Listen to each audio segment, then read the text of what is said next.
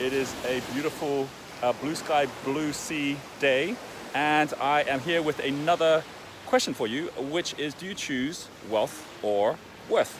It's one of the biggest decisions that every entrepreneur needs to make. And if you say, well, what's actually the difference of the two? Surely if I have wealth, it means I have a high net worth. It's about understanding the difference of internal and external, the difference of get and give. And let me explain what I mean by that, right? Over this last month, I started the month in, where was I? South Africa, went to Singapore, and then from Singapore, traveled out to Cartagena in Colombia to be with the Mavericks, which is a group of entrepreneurs run by Yannick Silva and Sophia. This is where you have an opportunity to connect up with entrepreneurs making a massive difference within their own business around the world, making an impact. And then I went from there to both Los Angeles and San Diego for the events that we ran. And then I am now here in Cancun, Mexico, where we have got the Transformational Leadership Council and meeting up with many of the entrepreneurs and the thought leaders all around the world who are making a difference in the world before I am about to hop on a plane to Mexico City and then to Seattle and then up to Whistler for some skiing this weekend. And if you were to say, well, am I actually getting any work done? I actually have achieved more in the last month than I achieved in the month before. And this continues on and on because I'm focusing at how I build my internal worth. And so if you take the concept of what happened when the Spanish first got here to Mexico, when they headed across the seas, same happened with all of the other ships back in the 16th, 17th century. They all had at the front of the ships this goddess. There was like this beautiful goddess that was their goddess of luck. And this goddess is the Roman goddess of fortune. Her name was Fortuna. And if you think of fortune, fortune really means three different things. First of all, it has a very external definition, which is having a great fortune. It's about having wealth. It has a second definition, which is in the concept of luck, that if you actually have got luck, it is when you have this kind of phenomenon of synchronicity that happens, and so when someone's fortunate, it means that they're lucky. And then the third thing is this link to your actual legacy. You think about someone who can tell their fortune, right? If you're leaving, a wealth of fortune, you're actually talking about your legacy of what you're leaving behind, and they're all interconnected. But you can't start by going out saying, I'm going to start by trying to go out and grab my wealth. So why is that? You might have heard, and this is kind of an annoying thing that I used to think about when I was much younger, you might have heard of a phrase that a lot of wealthy people say, which is it's not about the money. And what do they actually mean it's not about the money? I remember when they were saying that and I was hearing that and I didn't have the money. I'm like, well, easy for you to say because you got the money. But what they're really meaning is that there was something else they were focusing at beyond the wealth, and that was their worth. If you take the idea of internal and external and think of it like an iceberg out at sea, what is so interesting is that you can actually divide up all wealth and worth into three different types of capital, which you can build from scratch. You have financial capital, which is obviously the wealth. This is where you're asking the question like, how do I get things? How do I get the material things that I want in life? Which is a very different question from the internal, which is how do I give? A very big difference of saying how do I make money compared to how do I help other people make money? Or really big difference between saying how do I improve my life compared to how do I help other people improve their lives? When you start thinking in terms of how do I sell a product, it's very difficult to do that as opposed to just saying how do I solve someone's problem. And at every point, there's a difference of you thinking about where you're at and what you need to get of which you don't have yet, which means that you're really focusing on lack compared to what it is that you have to give and what it is that others need, that you can serve them directly today. And of course, if you're solving their problem, they're going to be wanting to have your help.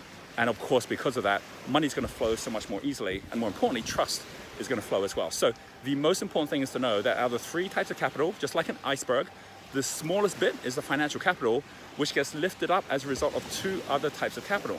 One of them is called social capital. And social capital is all about the people you know.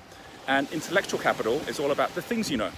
And so worth is about building those two things. You might have heard the phrase I've said many times, which is wealth isn't how much money you have, wealth is what you're left with if you lose all your money. That's the whole concept of intellectual, social capital. Like if you lost it all tomorrow, you still know the people, you've got the opportunities coming your way, you still have the knowledge, you can start all over again, right? And that's the best kind of insurance you should have for your future. If you don't have those things and all you got is a job and you lose the job, you don't know the right people, you don't have the right knowledge, and then it becomes really tough to be able to go out there and recover on your financial capital. So give you an example of this, right? Like, I mean, obviously there's my example where I've been traveling around, like I mentioned, because I'm building my social capital right now. I'm connecting with the right people, seeing how I can be of value to them while the businesses are growing. And that's allowed us to be able to achieve a huge amount in terms of new partnerships, in terms of, you know, working with new people in new ways, which is most relevant to them at this point. And similarly, I'm learning new things as I go, which I'm able to apply in the business. And I've been sharing that with the team on a weekly basis, even though I haven't been with them and they're on the other side of the world. So super important to be building those two things every day, and all it takes is your time.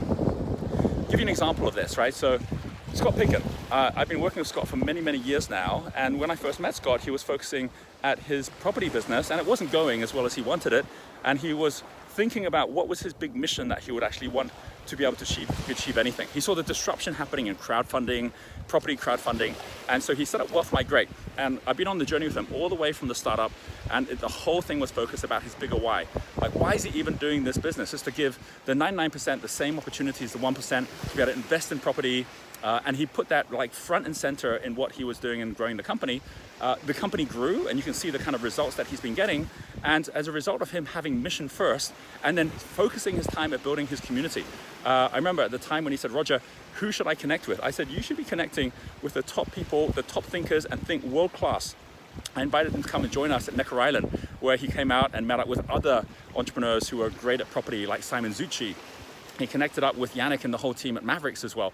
And so as a result of those connections, he got his model together, he got himself started, and then the most powerful thing was how through those connections, mission first, how can I serve the planet, and then also from his knowledge that he built on how do we make this blockchain enabled, how do we make sure this is something that actually can be built in a way that's for the 21st century, he's been able to go out and just in the last, 2 months, has raised on Caesar's platform over 1.4, close to 1.5 million pounds at now a 16.8 million pound valuation for his company. He could not have done all of that just by having the good idea. He couldn't have done all of that and raised that financial capital by just starting, by trying to get the money, but by him building enough social capital and building enough intellectual capital, by every day saying, who do I need to know? And every day saying, what do I need to learn? Then it was just a matter of time before the tide rises. And as they say, if you're focusing at trying to get, it's like rain raining down, which can sink all boats. But if you're focusing at what you have to give, it's like a tide where it can lift all boats. I think that Jeff Bezos says it so well when he says that there are two types of entrepreneurs. There are mercenaries and missionaries. And mercenaries are the ones that are just doing it for the money, whereas missionaries are the ones that are doing it for the mission. And he says that he only ever invests in missionaries.